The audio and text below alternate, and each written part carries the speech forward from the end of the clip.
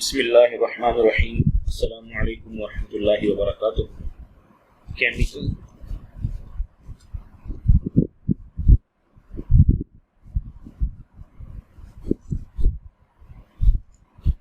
Formula के पास क्या होता है?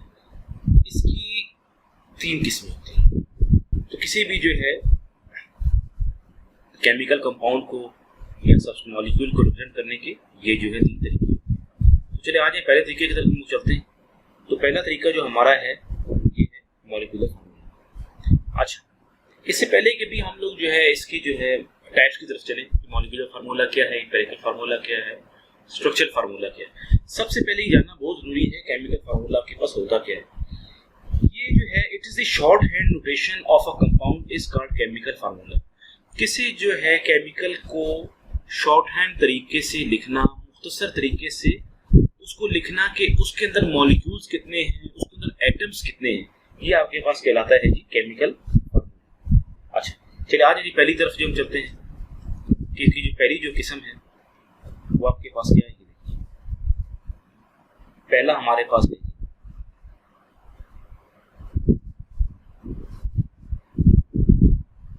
Molecular formula. अच्छा, it is a shorthand notation for the molecules of a substance in terms of symbol is called molecular formula। इसका भी वही जो है मिलती जुलती जो है डेफिनेशन है कि ये भी जो है एक मुख्तसर तरीके से जो है किसी भी सब्सटेंस के मॉलिक्यूल्स को शो करना सिंबल्स की सूरत में कि उसके अंदर जो है फलां एटम में मॉलिक्यूल्स कितने मिकदार में मौजूद हैं। A shorthand notation for the molecules of substance in terms of symbol, यानी मॉलिक्यूल्स जो हैं किसी सब्सटेंस के अंदर जो होते हैं उनको शॉर्ट हैंड तरीके से शो करना सिंबल्स की सूरत में, ये आपके पास कहलाता है मॉलिक्यूलर फार्मूला। बिल्कुल केमिकल फार्मूले से मिलती जुलती इसकी डेफिनेशन है। मॉलिक्यूलर फार्मूले के दो एडवांटेजेस हैं, ये दूसरा होगा, ये आपके पास पहला होगा। मॉलिक्यूलर फार्मूला आपको बताता है कि आपके फार्मूले के अंदर या आपके मॉलिक्यूल्स के अंदर एक्चुअल नंबर ऑफ एटम्स क्या है, एलिमेंट्स की एक्चुअल नंबर ऑफ एटम्स क्या है, यानी आपके पास actual number of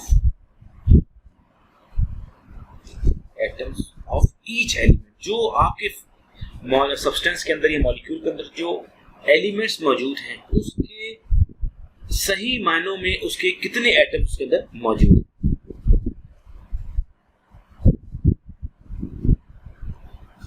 each element. अच्छा, दूसरा ये आपको ये बताता है हेल्प्स इन कैलकुलेटिंग, यानी ये हमें जो है उसका मॉलिक्यूलर मास, यानी वो उसका जो है टोटल मास कितना है उसको निकालने में हमारी हेल्प।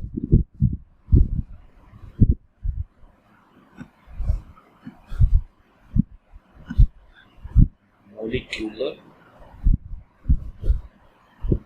ये देखिए, ये इसके दो फवायद हैं हमारे पास मॉलिक्यूलर फार्मूला। अच्छा, अब इसकी एग्जांपल भी हम ले लेते हैं। अब मिसाल के तौर पर आपके पास इसके हम एग्जांपल ले लेते हैं। ये देखिए, इसकी एग्जांपल जो है ये आपके पास फॉर एग्जांपल कार्बन डाइऑक्साइड। तो इससे ये पता चल रहा है कि कार्बन डाइऑक्साइड तब बनेगी जब एक एटम होगा कार्बन का और दो एटम आपके पास होंगे ऑक्सीजन के। तो ये कहलाएगा आपके पास वन मॉलिक्यूल, मतलब one molecule of CO2 has one carbon plus two oxygen atoms। ये देखिए, दो आपके पास ऑक्सीजन है और वन जो है आपके पास कार्बन डाइऑक्साइड कार्बन। अच्छा, अभी हमें ये भी हेल्प करता है कि भी आपकी जो है मॉलिक्यूलर मास आपने कैसे निकालना है। तो इसको जो हम लोग कंटिन्यू करते हैं, ये देखिए हम आपके लिए इजी करके बता दूं।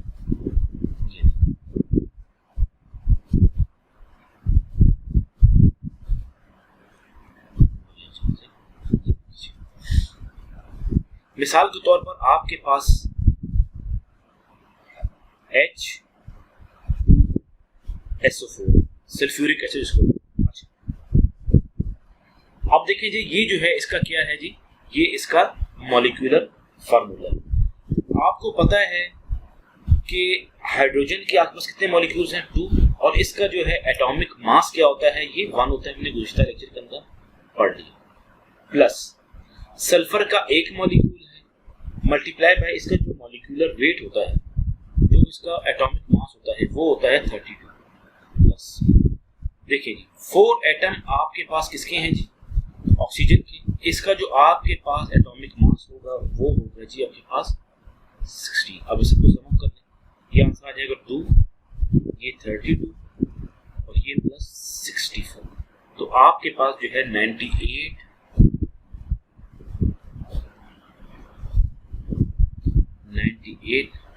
एटॉमिक मास यूनिट होगा, या दूसरे अल्फाज में इसको 98 म्यू भी लिखते हैं। सही नहीं, आप पिछले लेक्चर में मैंने बता दिया। अच्छा, इसी तरह जो है इसका कार्बन डाइऑक्साइड का निकालना आपके लिए बहुत आसान है। ये देखिए जी, आपको जो कि आपके पास जो है कार्बन डाइऑक्साइड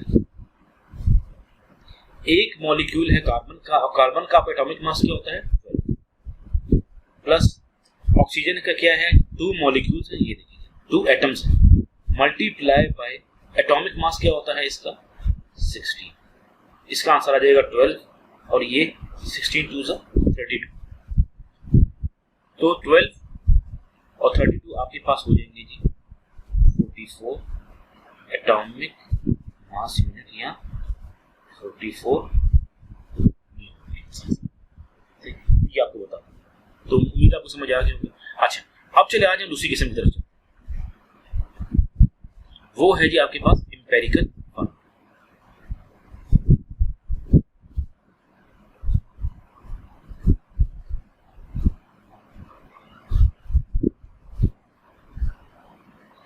जैसे आपको मॉलिक्यूलर फार्मूला एग्जैक्ट जो है एटम्स की तादाद बताता है, एलिमेंट्स की मॉलिक्यूल्स के अंदर कितने हैं, जो एम्पेरिकल फार्मूला है ये सिंपलेस्ट फार्मूला होता है। ये आपको रिलेटिव नंबर ऑफ एटम बताता है कि भी एटम्स के अंदर जो है, मिसाल के तौर पर आपके पास एक मॉलिक्यूल्स है, उसमें 2 एटम्स मौजूद हैं। अब इन दोनों के दरमियान में निस्बत क्या है, इनके दरमियान में जो है मुआवजना कैसे करना है, या इनके दरमियान रेशो क्या होगी एटम्स की, ये हम लोग निकालते हैं एम्पेरिकल फार्मूला के जरिए से। Such formula which gives simple whole number ratio between the atoms which represent in a molecules. ये आपको रेशो बताता है या रिलेटिव नंबर्स बताता है कि एटम्स की कितनी है एक मॉलिक्यूल्स के अंदर। सही, the simplest formula of a substance which gives the relative number of atoms of each element present in the molecules of substance। तो ये जो है एक किस्म का आपको जो रेशो निकालता है, या आपको जो है दूसरे एटम से कंपेयर करके जो है फार्मूला जो है निकलता है। ये आपको मैं लिख के बता दूं, ये देखिए। अच्छा देखिए, अभी थोड़ा तक आपको जो क्लियर नहीं हुआ होगा, अभी हम एग्जांपल करेंगे ना, आपको और क्लियर हो जाएगा। मिसाल के तौर पर बड़ी अच्छी जो है उन्होंने एग्जांपल एक दी हुई है एम्पिरिकल फार्मूला की आपके पास, ये देखिए। वो कह रहे हैं मिसाल के तौर पर आपके पास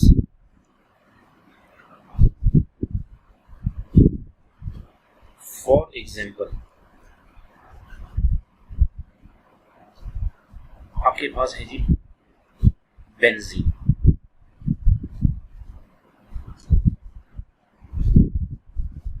आपके पास है जी बेंजीन का बेंजीन जो है हाइड्रोकार्बन है, और आपको मैंने बताया था हाइड्रोकार्बन हम लोग ऑर्गेनिक केमिस्ट्री के अंदर पढ़ते हैं, जिसमें C और H वाले एटम्स इन्वॉल्व हैं, कार्बन और हाइड्रोजन इन्वॉल्व हैं। अच्छा देखिए जी, बेंजीन का जो आपके पास मॉलिक्यूलर फार्मूला होता है वो होता है जी C6H6। अच्छा जो इसका एम्पेरिकल फार्मूला होगा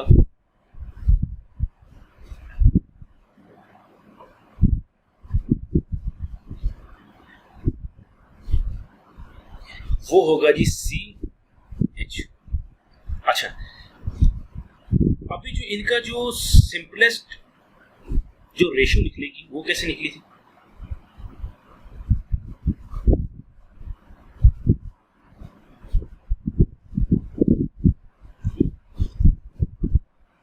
बिटवीन कार्बन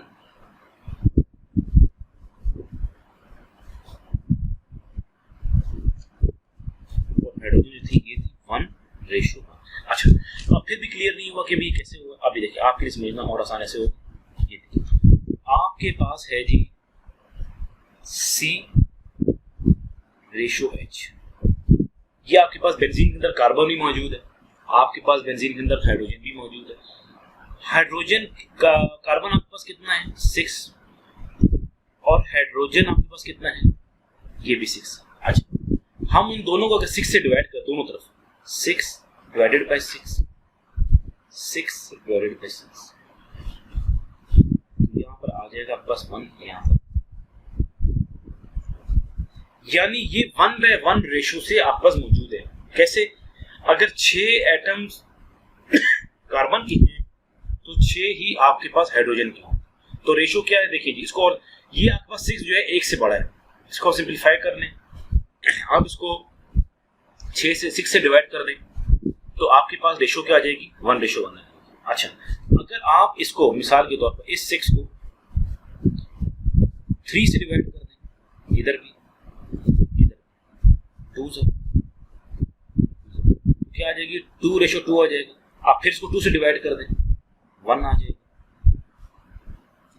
1 आ जाएगा, 1:1 हो जाएगा। तो वही आपके पास सिंपल रेशो बन जाएगी। अच्छा, मजीद समझने के लिए देखें, ये आपके पास है, आप देखिए 6:6 है, इसको आप 2 से डिवाइड कर दें, 3 आ जाएगा, 3 आ जाएगा आपके पास, 3:3, फिर 3 से डिवाइड कर दें, 1 आ जाएगा, फिर 3 से डिवाइड कर दें, 1 आ जाएगा। यानी हर सूरत में आपके पास रेशो 1:1 होगी। तो ये देखिए जी, ये जो है आपके पास एम्पेरिकल फार्मूला है, किसी भी जो है मॉलिक्यूलर फार्मूला को सिंपलेस्ट फॉर्म में रिप्रेजेंट करने का तरीका ये होता है। अच्छा, इसके साथ साथ जो है आपके पास कुछ कंपाउंड्स ऐसे होते हैं जो आपके पास आयोनिक इन नेचर होते हैं। आयोनिक मतलब ये है कि उनके अंदर चार्ज पार्टिकल्स होते हैं या जो है चार्ज एटम्स होते हैं, एक दूसरे को सराउंड किया होता है। नेगेटिव एटम्स ने सराउंड किया होता है, नेगेटिव आयंस ने सराउंड किया होता है पॉजिटिव आयंस को, और पॉजिटिव आयंस को सराउंड किया होता है नेगेटिव आयंस ने। तो इनका खास कोई फार्मूला नहीं होता। इनका जो है ionic compounds do not exist in the form of discrete molecules, यानी ये अलग अलग मॉलिक्यूल्स में जो है प्रेजेंट नहीं होते, एक दूसरे को सराउंड किए होते हैं। तो इनके जो है इनका जो है सिर्फ इंपेरिकल फार्मूला होता है, कोई खास इनका केमिकल फार्मूला नहीं होता, मॉलिक्यूलर फार्मूला नहीं होता। इसी तरह कुछ आपके पास कोवैलेंट कंपाउंड्स हैं जिनको भी हम सिर्फ इंपेरिकल फार्मूला के अंदर जो है हम लोग शो कर सकते हैं, उनका कोई खास मॉलिक्यूलर फार्मूला नहीं होता। There are some covalent compounds which are in the form of complex network. जो कोवैलेंट कंपाउंड्स होते हैं ये चेन्स की सूरत में होते हैं, इनका जो है मॉलिक्यूल्स जो है आपस में एक नेटवर्क के जरिए से बने होते हैं, डिस्क्रीट मॉलिक्यूल्स नहीं होते, इनका भी सिर्फ एम्पेरिकल फार्मूला होता है। तो मैं आपको लिख दूं,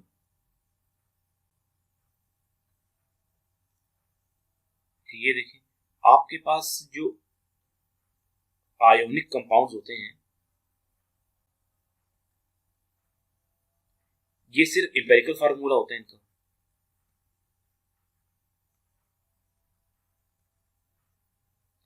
तो जस्ट है, इनका सिर्फ एम्पेरिकल फार्मूला होता है। इसी तरह जो है कोवैलेंट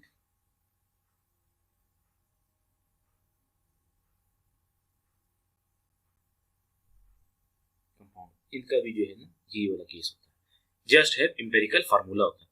तो देखें भी आयोनिक कंपाउंड्स जो हैं ये आप लोग पढ़ते हैं इनऑर्गेनिक केमिस्ट्री में, जिसमें जो है चार्ज एटम्स या आयंस को या एटम्स या जो है स्पीशीज को आप लोग पढ़ते हैं।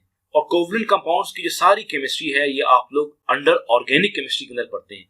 कोवलेंट कंपाउंड्स के अंदर जो है आपके पास C और H होता है हमेशा, और अच्छी मिसाल इसके पास आपके पास है हाइड्रोकार्बन्स की। ये देखिए, इसकी अच्छी मिसाल के पास है हाइड्रोकार्बन। देखिए इसमें मिसाल तौर पर आपके पास है मीथेन, आपके पास है इथेन, आपके पास है जी बेंजीन, इसी तरह ये बहुत हैं। और ये देखिए आयनिक कंपाउंड्स में आप देख लें, आपके पास इसके अंदर है NaCl, सोडियम हाइड्रोक्लोराइड, KCl है आपके पास, और कैल्शियम क्लोराइड है। ये आपके पास इसकी एग्जांपल्स हैं। और जो है इसके अलावा और भी बहुत जो है एग्जांपल्स हैं, आप लोग उसको देख सकते हैं। तो मेरे मोहतरम दोस्तों, मेरे मोहतरम जो है तालिब इल्म कराम, ये था आज का लेक्चर। अच्छा, लेक्चर खत्म करने से पहले मैं आपको एक और एग्जांपल दे दूं। आप देखें जो NaCl है आयोनिक कंपाउंड से एम्पिरिकल फार्मूला होता है। इसमें क्या होता है, जो जो सोडियम का जो आपके पास आयन है ये पॉजिटिवली चार्ज होता है, और ये surround by 6 atoms of chlorine होता है। और क्लोरीन जो है ये नेगेटिव आयन है आपके पास, ये सराउंड होता है 6 पॉजिटिवली चार्ज्ड सोडियम आयंस की। तो इस तरह this pattern continues in a crystal, ये क्रिस्टल बनाता है। तो ये आपके पास जो आयनिक कंपाउंड्स का जो है एक मैं आपको एग्जांपल दे दी। तो मेरे मोहतरम तालिब इल्म कराम, ये था हमारा आज का लेक्चर।